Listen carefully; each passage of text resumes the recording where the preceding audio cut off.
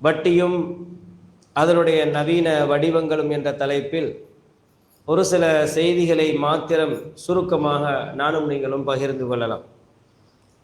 மிக விரிவாக தெளிவாக பேசப்பட வேண்டிய ஒரு தலைப்பாக இருந்தாலும் கூட இந்த தலைப்பு ஹுத்பாவிலேயே ஞாபகப்படுத்தப்பட வேண்டும் என்பதற்கான நோக்கமும் காரணமும் நிறைய சகோதரர்களுக்கு இந்த செய்தி போய் சேர வேண்டும் என்பதற்கு தான்.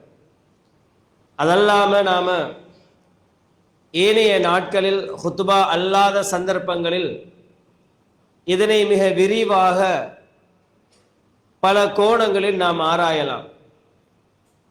அந்த விடயங்கள், பேசப்படக்கூடிய செய்திகள், தெளிவுகள் சமூகத்துக்கு போய் சேரக்கூடிய வாய்ப்புகளை பார்க்கிற நேரம் மிக மிக குறைவாக இருக்கிறது. காரணம், ஜும்ஆவுக்கு ஏதோ ஒரு வகையில் கட்டாயமாக நாம் சமூகம் தந்தே ஆக வேண்டும் என்பதற்காக நாம் வருகிறோம். அதனால் இந்த ஹுத்பாக்களில் அதிகமானவர்கள் கலந்து கொள்கிறோம். இந்த செய்திகள் அவர்களுக்கு போய் சேரும். ஏனைய வகுப்புகளையோ அல்லது வேறு சந்தர்ப்பங்களை நாம் எடுத்துக்கொண்டால் இந்த தகவல்கள் போய் சேருவதற்கான வாய்ப்புகள் மிக அரிதாகவே இருக்கிறது என்பதனால் ஹுத்பாவில் இதனை ஞாபகப்படுத்தலாம் என்ற ஒரு அடிப்படையிலே இதனை உங்களுக்கு நான் ஞாபகப்படுத்துகிறேன். அன்புக்குரிய சகோதரர்களே, இந்த தலைப்புக்குரிய நோக்கம் என்னென்று சொன்னால், வட்டி என்பது பாவம் என்பது தெரியும், அதனுடைய விபரீதங்களும் தெரியும்.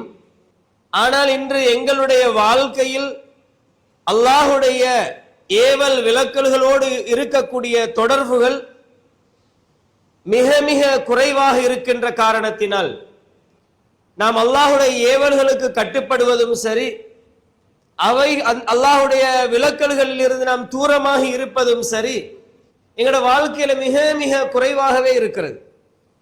பாவம் என்பது பாவமாகவே விளங்கல என்ற அளவுக்கு எங்களுடைய வாழ்க்கையில் இன்று பாவங்களும் நன்மைகளை போன்று எங்களோட வாழ்க்கையில ஒன்றோட ஒன்று கலந்திருக்கிறது. இந்த வட்டியும் அவ்வாறுதான். வட்டியுடைய ஆபத்து தெரியும். இந்த வட்டி ரசூலுல்லாஹ் ஸல்லல்லாஹு அலைஹி வஸல்லம் அவர்கள் ஹஜ்ஜத்துல் வதாஇல வைத்து முழுமையாகவே அது இல்லாமக்கப்பட வேண்டும் என்பதற்காக வேண்டி தன் குடும்பத்தில் இருந்தேயே அதை இல்லாமல் ஆக்கினார்கள். இதனை நான் இல்லாமல் செய்கிறேன் என்று சொல்லி ரசூலுல்லாஹ் ஸல்லல்லாஹு அலைஹி வஸல்லம் சொன்னார்கள். அந்த வட்டியுடைய ஆபத்துகள், அதனுடைய விபரீதங்கள் எல்லாம் தெரிந்திருந்தாலும் எங்களோட சமூகத்தில் இன்று அவ்வாறான விழிப்புணர்வுகள் வழங்கப்படுவது குறைவாக இருக்கலாம். தெரிந்திருந்தாலும் அவைகள் எல்லாம் இன்று ஹலாலான ஒரு விடயம் போன்று மாறி இருக்கக்கூடிய ஒரு சூழலை பார்க்கிறோம். அன்பான இஸ்லாமிய சகோதரர்களே, அல்லாஹு தஆலா திருமறையில மிக தெளிவாக நமக்கு இதனை எச்சரிக்கை செய்கிறான். அல்லாஹ் திருமறையில சொல்லுகிற நேரம், யா அய்யுஹல்லதீன ஆமனு இத்தகுல்லாஹ், விசுவாசிகளே நீங்கள் அல்லாஹ்வை பயந்து கொள்ளுங்கள். விசுவாசிகளே, நம்பிக்கையாளர்களே, நீங்கள் அல்லாஹ்வை பயந்து கொள்ளுங்கள், தக்வா செய்து கொள்ளுங்கள். வதரு மா பக்கிய மினர் ரிபா, வட்டி என்ற இந்த விடயத்தை நீங்கள் முற்றுமுழுதாக தவிர்த்து கொள்ளுங்கள். இன் குன்தும் முஃமினீன், நீங்கள் உண்மையான விசுவாசிகளாக இருந்தால். யா அய்யுஹல்லதீன ஆமனு என்று அல்லாஹ் இந்த வசனத்தை ஆரம்பிக்கும் பொழுது சொன்னானே, நீங்க நம்பிக்கையாளர்களே என்று. அந்த நம்பிக்கையில் நீங்க உண்மையாகவே முஃமின்களாக இருக்கிறீங்களா இருந்தா, நீங்க நம்பிக்கையாளர்களாக இருப்பீர்களாக இருந்தால் வட்டியை நீங்கள் முழுமையாக தவிர்த்து கொள்ளுங்கள் என்று அல்லாஹு தஆலா சொல்கிறான். அப்படி உங்களால் அந்த வட்டியை தவிர்த்து கொள்ள முடியவில்லையா, ஃபஇல்லம் தஃஅலு, நீங்க அந்த வட்டியை தவிர்த்து கொள்ள முடியவில்லை என்றால், அதனை உங்களால் விட்டுவிட முடியாது என்றிருந்தால், ஃபஅதனு பிஹர்பின் மினல்லாஹி வ ரசூலி, அல்லாஹ்வோடும் ரசூலோடும் போர் செய்வதற்கு நீங்கள் தயாராகுங்கள் என்று அல்லாஹு தஆலா சொல்கிறான். அல்லாஹ்வோட சண்டைக்கு ரெடியாகுங்க அல்லாஹ் சொல்றான். அன்பான இஸ்லாமிய சகோதரர்களே, அல்லாஹ் தன்னோடு போர் செய்ய வாருங்கள் என்று அழைக்கக்கூடிய மிகப்பெரிய ஒரு பாவத்தை சர்வ சாதாரணமாக எந்த விதமான கேரும் இல்லாம நாம் அதை பொருட்படுத்தாமல் இன்று வாழ்க்கையை நடைமுறைப்படுத்துகிறோம் என்று சொன்னால், எந்த அளவுக்கு நானும் நீங்களும் ஈமானில் பலவீனமானவர்களாக இருக்கிறோம் என்பதனை புரிந்து கொள்ள வேண்டும். இந்த வசனத்தை ஆரம்பிக்கிற நேரமே அல்லாஹ் விசுவாசிகளை என்று ஆரம்பிக்கிறான். அந்த வசனத்தை முடிக்கிற நேரமும் நீங்கள் நம்பிக்கையாளர்களாக இருந்தால் அதனை தவிர்த்து கொள்ளுங்கள் என்று சொல்லுகிறான். அதையும் தாண்டி உங்களால முடியவில்லையா, நீங்க தவிர்க்க முடியாது என்று சொல்கிறீர்களா, அல்லாஹ்வோடு ரசூலோடு யுத்தம் செய்வதற்கு தயாராகுங்கள் என்று இந்த வட்டியுடைய ஆபத்தை சொல்லுகிறான். இது எனக்கும் உங்களுக்கும் புரியறதில்லை, எங்கட சமூகத்தில் உள்ளவர்களுக்கு தெரியறதில்லை. இன்னைக்கு சாதாரண நாம நோமலா போய் வாகனங்களை வட்டிக்கு நம்ம என்ன செய்யறோம், வாகனங்களை எடுக்கிறோம். காரணத்தை கேட்டால் நின்னுடைய தேவை என்று சொல்லுகிறோம். அன்பான உறவுகளை, அல்லாஹ் இந்த உலகத்தில் என்னையும் உங்களையும் படைக்கிற நேரமே நாம் வாழுகிற காலத்தை தீர்மானித்து அந்த வாழ்க்கைக்குரிய ரிஸ்கையும் அளந்து வைத்திருக்கிறான். நாம் ஹராத்துல செல்லணும் என்ற தேவை அல்லாஹ் வச்சில்ல. ஷைத்தான் என்ன செய்வான் என்றால் எங்களை ஆர்வமூட்டுவான், எங்களை தேவையுடையவர்கள் போல ஆக்குவான். எங்களுக்கு அந்த ஹராத்தின் பக்கம் தேவையை எப்படி நாம் சென்று விட வேண்டும் அதற்கான முறையில் ஆர்வத்தை தருவான். அதனாலதான் இன்னைக்கு நாங்க பினான்ஸ் பண்ணி வாகனங்களை எடுக்கிறோம். அந்த வாகனங்களை எடுக்கிறதுக்கு காரணம் என்ன சொல்றோம் தெரியுமா, எனக்கு தேவை இருக்கிறது, என்னுடைய வியாபாரத்தை டெவலப் பண்ணணும், அதை செய்யணும், இதை செய்யணும் என்று காரணங்களை சொல்லுகிறோம். இது அல்லாஹ்வோ ரசூலோ நமக்கு காட்டிய வழிமுறையா இல்ல, இது ஷைத்தானுங்களுக்கு ஏற்படுத்துகிற வழிமுறை. இந்த நிலைமையில் நானும் நீங்களும் மரணித்தோம் என்று வையுங்க, நாம் இந்த வட்டியை பொறுப்படுத்த நிலையில் இதற்கு நாம காசு கட்டக்கூடிய நிலைமையில் என்னுடைய உங்களுடைய மரணம் வந்து விட்டது என்று சொன்னால் யார் இதற்கு பதில் சொல்றது? இந்த வட்டியிலிருந்து என்னையும் உங்களை காப்பாற்றுறது யாரு? இன்னைக்கு ஒரு ஹராமா விளங்குதான்னு பாருங்க. ஒரு வாகனத்தை எடுக்கிறதாக இருந்தால் சிம்பிளா போய் எடுக்கிறோம், எனக்கு தேவைன்னு சொல்றோம். அன்பான இஸ்லாமிய உறவுகளே, அல்லாஹு தஆலா அவனுடைய வழிமுறையில் இந்த உலகத்திலே வட்டி என்பதனை மிக பயங்கரமான மோசமான ஒன்றாக சொல்லுகிறான். அவனுடைய சுன்னா. அப்படி சொல்லி இருக்கிற ரப்பு நீங்க நெருங்காதீர்கள் என்று சொல்லுகிறான், விட்டு விடுங்கள் என்று சொல்லுகிறான். அப்படி நீங்க செய்வீர்களாக இருந்தால் அல்லாஹ்வோடும் ரசூலோடும் போருக்கு தயாராகுங்கள் என்று சொல்லுகிறான் என்று சொன்னால் சாதாரணமான ஒன்றா நினைச்சு பாருங்க. இதுக்கு எனக்கும் உங்களுக்கும் காரணம் சொல்ல இயலுமான்னு பாருங்க. ஏன் காரணத்தை சொல்லி செல்லுகிறோம் என்றால் நாங்க இங்க பலவீனமானவர்களாக இருக்கிறோம். ஒரு பாவத்தை சுட்டிக்காட்டி இது பாவம் என்று சொல்லுகிற நேரம் அதனை தவிர்த்து கொள்வதற்கு எனக்கும் உங்களுக்கு மேலான சொன்னால் என்னுடைய உங்களுடைய ஈமானிய பலவீனம் அது. அஸ்ஹாபுல் கஹ்ஃப் என்று சொல்லக்கூடிய அந்த சம்பவத்திலே வரக்கூடிய அந்த ஒரு சகோதரருடைய சம்பவத்திலே விபச்சாரத்தை நெருங்குகிறார், அல்லாஹ்வை பயந்து கொள் என்று சொல்லுகிறார். யாரும் கேள்வி கேட்கிறதுக்கு இல்ல, எந்த விதமான அவருக்கு எந்த காரியத்தையும் செய்ய முடியும். முழுமையாக சந்தர்ப்பத்தை கண்முன்னால் காண்கிறார். அல்லாஹ்வை பயந்து கொள் என்ற ஒரே ஒரு அச்சத்தை அந்த பெண்மணி சொல்லுகிற நேரம் அந்த அச்சத்திற்காக அந்த வாலிபர் ஒதுங்கவில்லையா? இதை போல எனக்கும் உங்களுக்கும் ஹராத்திலிருந்து ஒதுங்கிறதுக்கு அல்லாஹ்வோட சண்டையிடுவதற்கு தயாரா என்று கேட்கிற அளவுக்குள்ள ஒரு பாவத்தை விட நானும் நீங்களும் தயாரா நினைச்சு பாருங்க. அன்பான இஸ்லாமிய உறவுகளே, அந்த அடிப்படையில் இந்த பாவம் சர்வ சாதாரணமாக மாறி இருக்கக்கூடிய ஒரு சூழலை பார்க்கிறோம். அப்ப இதெல்லாம் எனக்கும் உங்களுக்கும் தவிர்த்து கொள்ள முடியாது என்பதல்ல. இந்த வேலை நாங்கள் அதே வாகனத்துல செல்கிற நேரம் எக்ஸிடென்ட் ஆகி மௌத்தாகிறோன்னு வைங்க, யார் அதுக்கு பொறுப்பு? அந்த பாவத்திலிருந்து என்னையும் உங்களையும் காப்பாற்றுறது யாரு? எனவே அன்பான உறவுகளை, அந்த ஹராத்தை நானும் நீங்களும் புரிந்து கொள்ளணும். பெரும்பாவங்களில் ஒன்றாக அல்லாஹ்வுடைய தூதர் ஸல்லல்லாஹு அலைஹி வஸல்லம் சொல்லுகிறார்களே, அந்த பாவத்தை எங்களுடைய அழித்து விடக்கூடிய 7 பாவங்கள் என்று ரசூலுல்லாஹ் சொல்றாங்களே, அப்படிப்பட்ட எங்களுடைய நன்மைகளை அப்படியே இல்லாமாக்கி விடக்கூடிய ஈமான்ல பலவீனத்தை ஏற்படுத்தக்கூடிய ஒரு பாவத்தை தான் அல்லாஹு தஆலா இப்படியான சவால் விட்டு நமக்கு சொல்லி காட்டுகிறான் என்பதனை நானும் நீங்களும் புரிந்து கொள்ள வேண்டும். அன்புக்குரிய சகோதரர்களே, அல்லாஹ்வுடைய தூதர் ஸல்லல்லாஹு அலைஹி வஸல்லம் அவர்கள் சொன்னார்கள், லஅன ரசூலுல்லாஹ் ஸல்லல்லாஹு அலைஹி வஸல்லம் ஆக்கிலர் ரிபா, வட்டி சாப்பிடுகின்றவனை அல்லாஹ்வுடைய தூதர் சபித்தார்கள். அதே போன்று ரசூலுல்லாஹ் சொன்னார்கள், வ மூகிலஹு, உன்ன கொடுப்பவன், வ காத்திபஹு, அதை எழுதுகின்றவன், வ ஷாஹிதைஹி, அதற்கு சாட்சி எழுதுறவன், எல்லாரையும் அல்லாஹ் சபிப்பானாக என்று அல்லாஹ்வுடைய தூதர் ஸல்லல்லாஹு அலைஹி வஸல்லம் அவர்கள் சபிக்கிறார்கள். அதை சொல்லிட்டு ரசூலுல்லாஹ் வெறுமனே நான் தான் சாட்சி மட்டும்தான், சாப்பிடலாம் இல்ல, யாருக்கும் நான் வட்டி கொடுக்கவில்லை என்று அந்த பாவங்களை வகை பிரித்து, நான் எழுதல்ல, நான் அதுக்கு யாருக்குமே வட்டிக்கு சாப்பிட கொடுக்கல, நான் வட்டி எடுக்கல, வெறுமனே சாட்சியாக இருந்தேன். ஏன்னா மோசடி பண்ணிடப்படாது பாருங்களா, அதற்காக வேண்டி நான் சாட்சியாளராக இருந்தேன் என்று சொல்லி அப்படி பாவத்தில் தப்பலாம் என்று நம்ம நினைத்தால் கூட அல்லாஹ்வுடைய தூதர் என்ன சொல்றாங்க தெரியுமா? சாப்பிடுகின்றவன், சாப்பிட கொடுப்பவன், எழுதுகின்றவன், சாட்சியாளன் அத்தனை பேருமே ஹும் சவா, எல்லாருமே பாவத்தில் சமமானவர்கள். நான் சின்ன பாவத்தை செஞ்சிட்டேன், சின்ன வட்டியை செஞ்சிட்டேன் யாரும் சொல்லலாது. நான் எழுதினதை மட்டும்தான் செய்தேன், நான் சாட்சியாளராக மட்டும்தான், நான் சைனை மட்டும்தான் வச்சேன்னு யாருக்கும் சொல்லலாது. எல்லாருமே அந்த பட்டியலுக்குள் வந்து பாவத்தில் சமமானவர்கள் என்று ரசூலுல்லாஹ் ஸல்லல்லாஹு அலைஹி வஸல்லம் அவர்கள் எச்சரிக்கை செய்கிறார்கள். முஸ்லிம்ல இந்த செய்தி பதிவு செய்யப்பட்டிருக்கிறது. அன்பான உறவுகளே, இப்படி இந்த வட்டி என்று சொல்லுகிற நேரம் இன்றைக்கு எங்கட வாழ்க்கையில சில நிர்பந்தமான நிலையில சில விடயங்கள் நடக்கலாம். அது எங்களுக்கும் உங்களுக்கும் சக்திக்கு அப்பாற்பட்டது. அரசாங்கத்தால எத்தனையோ விஷயம் இருக்குது வட்டி. ஏன்னா இந்த விஷயத்தை சொல்ற நேரம் இதெல்லாம் கொண்டு வந்து சேர்ப்பாங்க. பாவத்திலிருந்து ஒதுங்கணும்னு சொன்ன ஒதுங்கிறதுக்குரிய அந்த மனநிலையில் இல்லாத நேரத்துல நம்ம வட்டியே சாப்பிடக்கூடாது என்று சொன்னால் அது செய்யறது வட்டி இல்லையா, இது வட்டி இல்லையா என்றெல்லாம் கேட்போம். அன்பான உறவுகளை, இந்த அதாவது நாம் எந்த நாட்டில் கட்டுப்பட்டிருக்கிறோமோ அது எங்களுக்கு எங்களுடைய சக்தியை மீறிய ஒன்றாக இருந்தால் அதுக்கு குற்றம் பிடிக்கப்பட மாட்டோம். நாம் அணிகின்ற ஆடையிலிருந்து, சாப்பிடுகின்ற உணவில் இருந்து, நாம் பயணிக்கின்ற அத்தனையிலுமே வட்டி கலந்துதான் இருக்கிறது. யாருக்குமே என்ன செய்யலாது, வாகனம் ஒன்றை எடுத்தால் நான் இதுக்கு இன்சூரன்ஸ் போட மாட்டேன்னு சொல்லலாது. இன்சூரன்ஸ் இல்லாம பாதைக்கு என்ன செய்யலாது, வாகனத்தை போடவே முடியாது.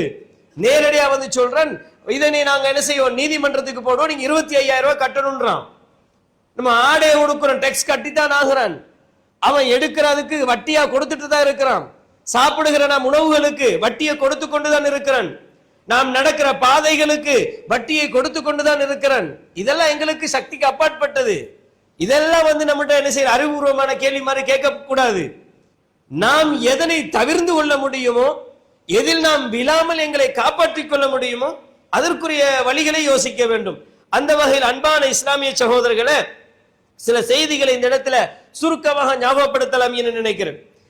இன்று நம்முடைய பகுதிகளில் இருக்கக்கூடிய ஒரு பழக்கம் என்னென்னு சொன்னால், மாற்று சமூகங்களோடு போய் நம்ம என்ன செய்வோம், கடன் கொடுக்கல் வாங்கல ஈடுபடுவோம்.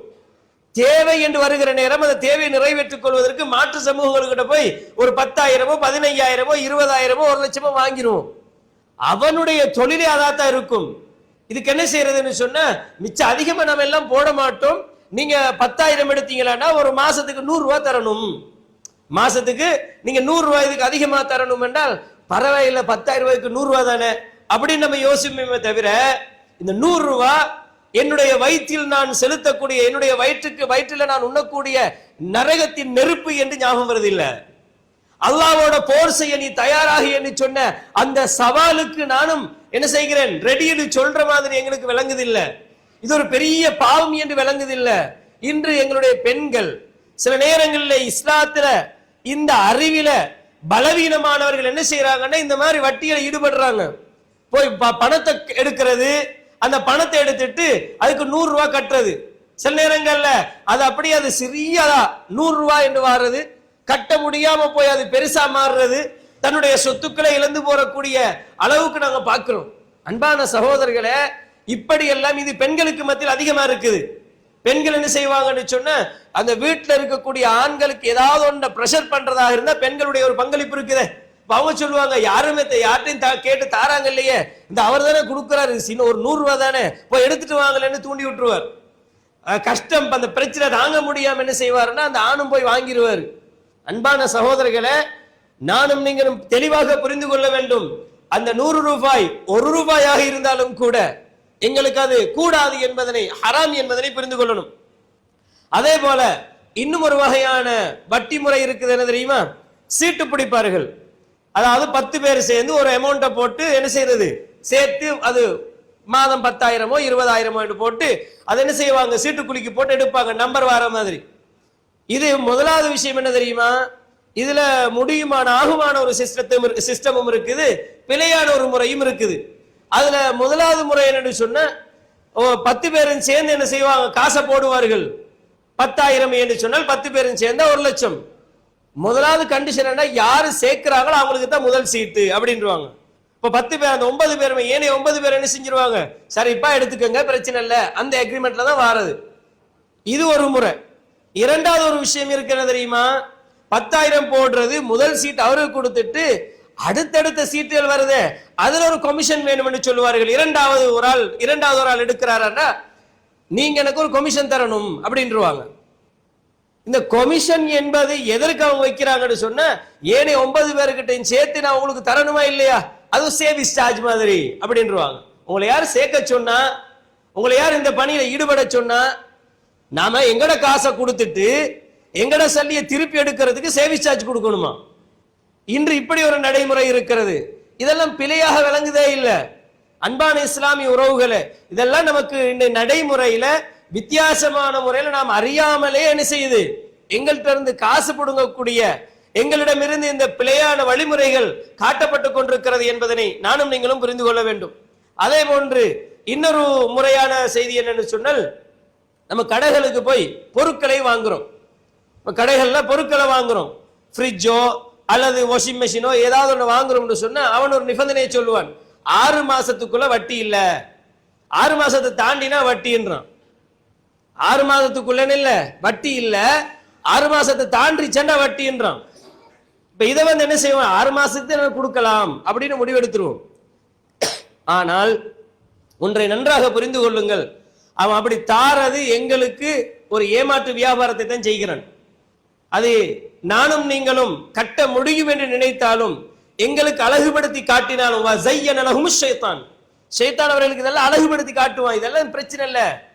இப்படி நானும் நீங்களும் ஒரு விஷயத்துல ஈடுபடுகிற நேரம் 6 மாசத்துக்குள்ள கட்ட முடியாத பல சூழல்கள் உண்டு. இன்னைக்கு நீங்க போய் பாருங்க, சிங்கரா இருக்கலாம், இன்னும் உள்ள என்ன நிறுவனங்கள் அந்த இடத்துல வச்சிட்டு இருக்கிறாங்களோ அவங்கள போய் கேட்டீங்கன்னா தெரியும் எத்தனை பேர் வீட்டுல இருந்து தூக்கிட்டு வந்தேன்னு தெரியும். அது ஏன் என்று சொன்னால், அன்பான உறவுகளே, அதுல அவன் என்ன செய்கிறான், அதுல பறக்கத்தில்ல. அவன் அதை என்ன செய்கிறான் என்று சொன்னால், அவன் விளங்காம எங்களுக்கு ஒரு கணக்கை போட்டு செய்கிறான். அது 6 மாசத்துக்குள்ள செலுத்த முடியாத ஒரு நிர்பந்தமான சூழலுக்கு நாம் மாற்றப்படுகிறோம். அல்லாஹு தஆலா அந்த நிலைக்கு என்னையும் உங்களையும் தள்ளக்கூடாது. நாம் அவ்வாறான முறையில சென்று விட்டோம் என்று சொன்னால் அந்த நிர்பந்த நிலை வரும். அதனால நாங்க மாட்டிடுவோம். எந்த அளவுக்கு தெரியுமா, இப்ப நம்ம கிரெடிட் கார்டு பாவிக்கிறோமே, கிரெடிட் கார்டு பாவிச்சேன்னு சொன்ன அந்த குறிப்பிட்ட நாள் தாண்டி விட்டது என்று சொன்னா விளங்காம என்ன செய்யுது, வட்டியில நாங்க போயிடுறோம். ஆனா கிரெடிட் கார்டுக்கு நிறைய டிஸ்கவுண்ட் தார அப்படின்னு சொல்றானா இல்லையா? இத மாதிரி பல சலுகைகள் எங்களுக்கு கண்முன்னால காட்டப்படுகிறது. ஷைத்தான் அலங்காரப்படுத்துகிறான், அழகா காட்டி என்ன செய்யப்படுகிறதான நம்ம போய் விழுந்துடுறோம். எங்களுக்கு தெரியுது பின்னால என்ன நடக்குது, அதுக்குள்ள அவனுடைய நிபந்தனைகள் என்ன, இதெல்லாம் எங்களுக்கு தெரியாது. நிறைய நாம் இந்த மாதிரி போய் மாற்றின மனிதர்களை பார்க்கிறோம். எனவே இந்த மாதிரியான வட்டி முறைகள், எங்களுக்கு தெரியாத நவீனமான முறைகள் எல்லாம் இன்னைக்கு அறிமுகப்படுத்தப்பட்டு கொண்டே இருக்குது. இதில் போய் விழுந்து விட்டோம் என்று சொன்னால் எங்களுக்கு எழும்பவே முடியாத ஒரு சூழல் உருவாகும். நிறைய பேர் இந்த மாதிரி பார்த்திருக்கிறோம். அதுல இன்னொரு ஸ்பெஷலான ஒரு வேலை என்ன தெரியுமா, இன்னைக்கு காசு இருந்தா காசை சம்பாதிக்கலாம்னு ஒரு தியரியை கொண்டு வந்திருக்கிறோம். காசு இருந்தால் காசை தேடலாம். அது எப்படி தேடுறது, நாம கஷ்டப்படுறது இல்ல.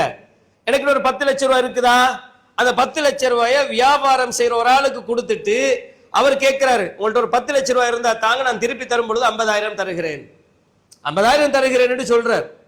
இவர் பார்த்தாரு, 10 லட்சம் சும்மா ஒரு மாசம் வச்சு நாங்க எப்படி இருந்தாலும் வச்சுட்டு சும்மா தான் இருக்க போறேன், 10 லட்சத்தை கொடுப்போமே, ஒரு 50,000 ரூபாய் கூட கிடைக்குமே என்று கொடுத்து விடுகிறோம். அன்புக்குரிய சகோதரர்களே, இஸ்லாமிய வியாபார முறைகளில் விரிவாக பேசப்பட வேண்டிய விடயங்களாக இருந்தாலும் சுருக்கமா சொல்றதா இருந்தா, வியாபார முறைகளில் முலாரபா, முஷாரகா, முராபஹா என்று இருக்குதா இல்லையா? இந்த வியாபார முறைகளில் நாம் என்ன செய்யணும், காசை கொடுக்கிறது பிரச்சனையே இல்லை. அந்த காசில் என்ன வரணும் என்றால் பர்சன்டேஜா சொன்னதுக்கு பிரச்சனை இல்லை. நாம இந்த காசை கொடுக்கிறோம், நாங்க முஷாரக்காவா செய்கிறோம், எங்கட காசுக்கு ஒரு பர்சன்டேஜ் கிடைக்குது, என்ன பிரச்சனை இல்லை. ஒரு அமௌண்ட்டை தீர்மானிச்சிட்டோம் என்றாலே என்ன நடந்துரும், அங்க பிழைச்சிருவோம் நாங்க. இன்னைக்கு அதை டார்கெட் பண்ணியே வாழ்ற மனிதர்கள் இத்தனை பேர் இருக்கிறாங்க. 10 பேருக்கு என்னமாவது ஒரு 5 லட்சத்தை கொடுத்துட்டோம்டா, இவர்கிட்ட ஒரு 20, அதனாலதான் கடன் கொடுக்க முடியாது என்கிற அளவுக்கு மாறிவிட்டது. ரசூலுல்லாஹ் ஸல்லல்லாஹு அலைஹி வஸல்லம் அவர்கள் கடன் எடுத்து விட்டு திருப்பி கொடுக்கிற நேரம் சிறப்பாக கொடுத்தார்கள் என்பது ஹதீஸ், ரசூலுல்லாஹ்வுடைய வாழ்க்கை. ரசூலுல்லாஹ் அதை சஹாபாக்களுக்கு சொல்லி காட்டுறாங்க. அப்ப கடன் எடுத்துட்டு திருப்பி ஒப்படைக்கிற நேரம் அவனுடைய மனம் பூரிப்படைகிற விதத்துல அவனுக்கு ஏதாவது எக்ஸ்ட்ரா கொடுக்கறதுன்றது வேற விஷயம். நம்ம தருவோம் என்று சொல்வதும் அல்ல, இவ்வளவு என்று சொல்றதும் அல்ல. நம்ம என்ன செய்யறது, தந்த அந்த உதவிக்காக வேண்டி நம்ம செய்யறது. கொடுக்கவில்லை என்றாலும் பிரச்சனையே இல்லை. இன்றைக்கு அந்த கடன் உதவியை செய்ய முடியாத அளவுக்கு நிர்பந்தமாக்கப்பட்டிருக்கிறது. ஏன்? உனக்கு தந்தா எனக்கு ஜீரோ, எதுவுமே இல்லை, அவனுக்கிட்ட கொடுத்தா எனக்கு மாசம் ஒரு 10,000 தருவான் என்ற மனநிலைக்கு எங்கட சமூகம் மாற்றப்பட்டிருக்கிறது. இன்னைக்கு என்ன நடக்கிறது? ஆனால் இது இந்த மாதிரியான வேலைகளை செய்து நாம் லாபம் ஈட்டுவதற்கு என்றே ஒரு முறையை போன்று இவ்வாறான வழிமுறைகளை நம்முடைய சமூகத்தில் காட்டப்பட்டிருக்கிறது என்ற ஒரு விஷயத்தை புரிஞ்சுக்கணும். அதே போல் அன்பான உறவுகளை, நம்ம காசை கொண்டு போய் பேங்க்ல சேவ் பண்றோம், சேவிங் அக்கௌண்ட்ல போடுறோம், அதுல இருந்து ஒரு அமௌண்ட் வரும்.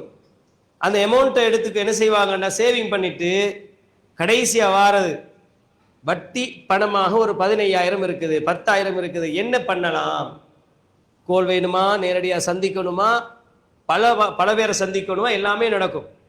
நல்லா தெரியுது சேவிங்ல போட்டா இப்படி நடக்க போகுதுன்னு. அதை கொண்டு வந்து கூட என்ன செய்யலாம்னு கேட்பாங்க. இதுக்கு நாம என்ன செய்யணும்? அலாதையாக ஃபத்வா தேடணும். சில நேரங்களில் ஏற்கனவே கொடுக்கப்பட்ட ஃபத்வாக்களை சொல்ற நேரத்தில், அன்பான இஸ்லாமிய சகோதரர்களை, இந்த வட்டி என்கிறதுடைய விபரீதத்தை சொல்லி தௌபா செய்யணும் என்று சொன்னா எப்படி நம் சமூகம் விளங்கி இருக்கிறது தெரியுமா? ஒரு மனிதன் தான் தன்னுடைய காசால வந்த அந்த வட்டிக்கு நீ தௌபா செய்யணும்னு சொன்ன, சிம்பிளா அதை சொல்ற அளவுக்கு நாவுகள்ல அந்த வட்டி என்பது பெரிய ஒரு பாவமாகவே விளங்கல்ல. என்ன பண்றாங்க தெரியுமா? 10,000 காசு இருக்குது, வட்டி காசு, என்ன பண்ணலாம்னு சொன்ன, நீங்க அதுக்கு சம்பந்தம் இல்ல, நீங்க விட்டுட்டு நீங்க தௌபா செய்யுங்க, முழுமையாக அந்த அக்கௌண்ட்ல இருந்து நீங்க வெளியே வாங்க என்று சொல்லி இமாம்களுடைய ஃபத்வாக்களை நம்ம சொல்றோம்னு வைங்களேன். என்ன செய்வாங்க தெரியுமா? ஒரு தௌபா செஞ்சு விட்டா சரி இல்லையா அப்படின்னுவாங்க. ஒரு தௌபா செஞ்சுட்டா சரி இல்லையா அப்படின்னுவாங்க. தௌபாண்டா என்ன? தௌபாண்டா என்ன? நாங்க நினைத்து கொண்டிருக்கிறோம் ரமலானுடைய காலத்தில் 27வது நாள் ஒரு தௌபா செய்வாங்களே, அதை விமர்சிச்சு கொண்டே நாம செய்யறது என்ன தெரியுமா? இப்ப தௌபா ஒன்று செஞ்சா போதுமா, சரியா அப்படின்னு கேட்கிற அளவுக்கு தௌபாவையே விளங்காம இருக்கிறோம். அன்பான இஸ்லாமிய உறவுகளை, தௌபா ஏற்றுக்கொள்ளப்படுவதற்குரிய காரணங்கள் பல இருந்தாலும் தௌபாவுடைய அடிப்படை என்ன? செய்த பாவத்தை மனமுருகி நாம் என்ன செய்யறோம்? செஞ்சிட்டேனே, இந்த பாவத்தில் நான் ஈடுபட்டிருக்க கூடாதே, இப்படியான அந்த நதம் வரணும். ரசூலுல்லாஹ் ஸல்லல்லாஹு அலைஹி வஸல்லம் அவர்கள் என்ன சொன்னார்கள்? அந்நதமு தௌபா. மனிதனுடைய உள்ளத்தில் தான் செய்த குற்றத்தை உணர்ந்த அந்த குற்ற உணர்வு வருதே, கவலைப்படுறானே, பயம் வருதே, அதுதான் தௌபான்னு சொன்னார்கள்.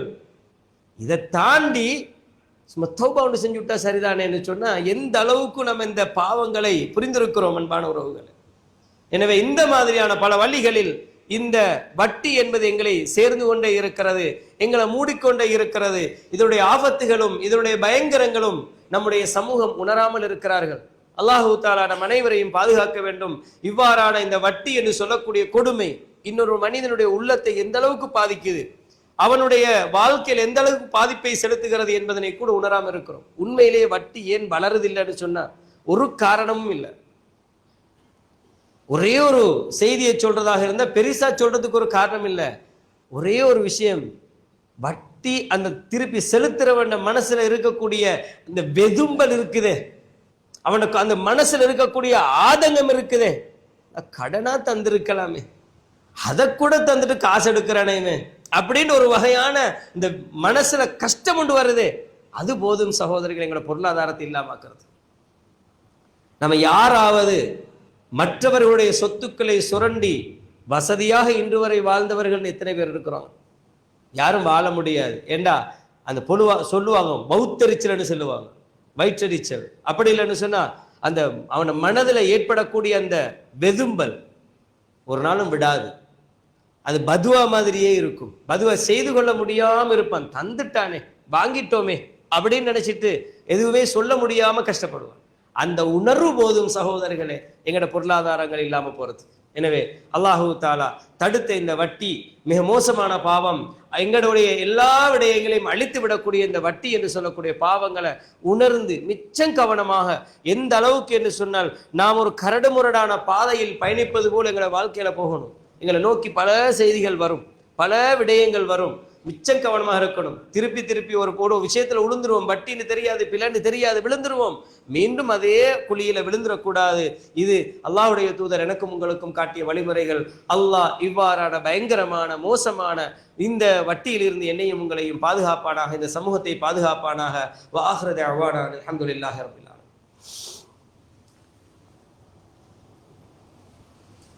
அல்ஹம்துலில்லாஹ் வஸ்ஸலாத்து வஸ்ஸலாமு அலா ரசூலில்லாஹ் முஹம்மது இப்னு அப்துல்லாஹ் அம்மா பஅத்.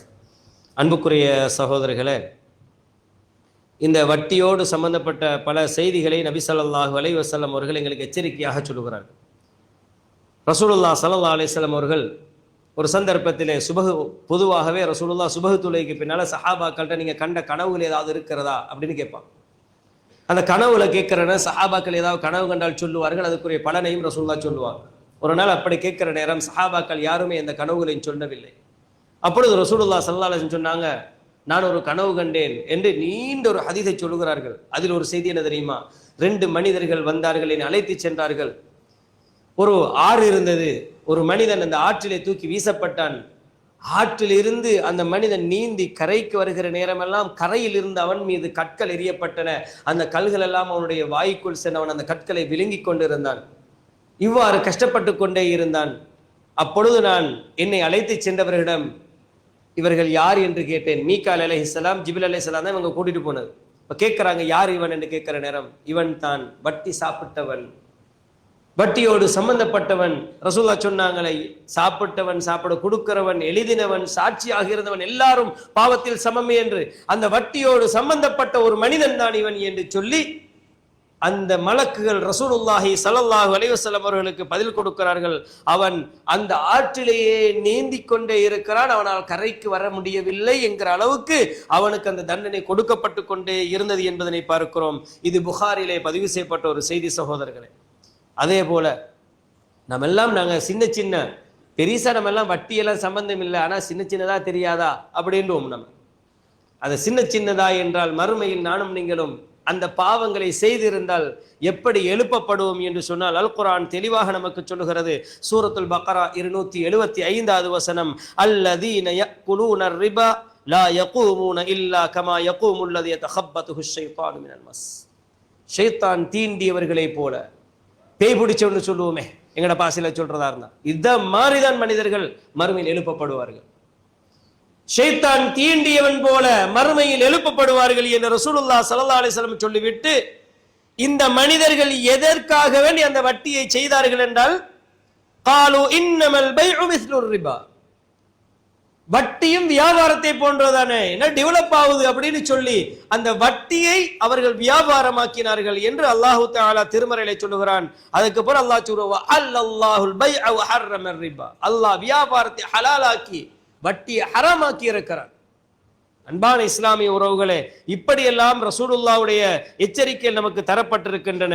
அதே போல ரசூலுல்லாஹ் ஸல்லல்லாஹு அலைஹி வஸல்லம் அவர்கள் சொன்ன ஒரு செய்தி தான் இஜ்தனிபுஸ் ஸபஅல் முபிகாத், அழித்து நாசமாக்கி விடக்கூடிய 7 பாவங்களை நீங்கள் தவிர்த்து கொள்ளுங்கள் என்று ரசூலுல்லாஹ் 7 விடயங்களை சொல்லுகிறார்கள். அதிலே நபி ஸல்லல்லாஹு அலைஹி வஸல்லம் அவர்கள் சொல்றாங்க வ அக்லுர் ரிபா, வட்டி சாப்பிடுவது என்று சொல்லுகிறார்கள். அன்பான உறவுகளை, எங்கட வாழ்க்கையில எனக்கும் உங்களுக்கும் தெரிஞ்சு எந்தெந்த வகையில வட்டி எங்கட வாழ்க்கையில பூசிப்படுகிறது, எங்கட வாழ்க்கையில இணைகிறது, வியாபாரத்துல சம்பந்தப்படுகிறது என்பதனை கவனிக்கணும். இப்ப நம்ம கரண்ட் பில் கட்டுறோமா இல்லையா? இந்த கரண்ட் பில்ல கூட எங்களுக்கு நல்லா தெரியுது லேட் பேமெண்ட். நாங்க டேட்டை லேட் ஆக்கி நாங்க கட்டுற நேரத்தில் அவன் ஒரு வட்டி ஏட் பண்றான். அப்ப இதுக்கு யார் பொறுப்பு? நானும் நீங்களும் பாவனை செய்கின்ற அந்த எலக்ட்ரிசிட்டி பாவனைக்கு நாம தான் கட்டணும். அதற்கு நாங்க லேட் ஆகினா வட்டி எட் ஆகுது என்றால் அது நாம சொல்லலாது. நானா இதுக்கு பொறுப்பு என்று சொல்ல முடியாது. அன்பான இஸ்லாமிய சகோதரர்களே, இப்படி வட்டி எங்கட வாழ்க்கையில பல வகையில சேர்ந்து கொண்டே இருக்கிறது. எனவே அதுல தெளிவாகவே போடுறான் இன்ட்ரெஸ்ட், வட்டி இவ்வளவு உங்களுக்கு சேர்ந்திருக்கு, இவ்வளவுக்கு இவ்வளவுன்னு சொல்றான். எனவே இவைகளை நானும் நீங்களும் புரிந்து எங்களோட வாழ்க்கையில எப்படியெல்லாம் எங்களுக்கு இந்த ஹராத்துக்குள்ள போறதுக்கான வழிகள் துறப்பட்டிருக்கிறது என்ற பார்த்து ஈமானோடு பக்குவத்தோடு வர என்று சொல்லக்கூடிய பேணுதலோடு எங்களோட வாழ்க்கையில நானும் நீங்களும் வாழ பழகி கொள்ள வேண்டும். அல்லாஹு தாலா என்னையும் உங்களையும் இந்த கொடூரமான பாவமான இந்த வட்டியிலிருந்து